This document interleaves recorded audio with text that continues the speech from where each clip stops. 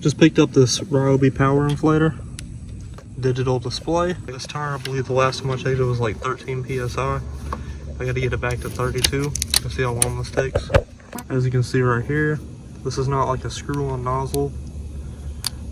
You just put it on,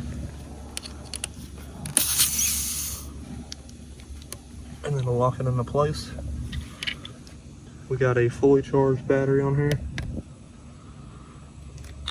As you can see, I have a rubber band on it because there's no way to lock this trigger, which is really annoying trying to hold this as long as it takes to fill this up.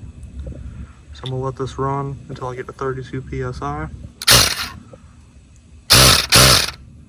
Yeah, you can see we're about, so it looks crazy, but it works, right?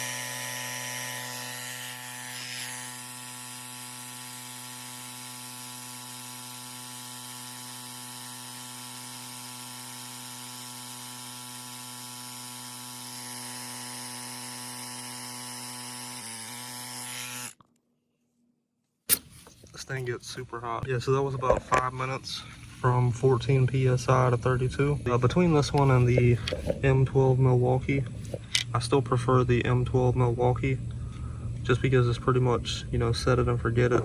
This, if you leave it running, it's gonna explode your tire.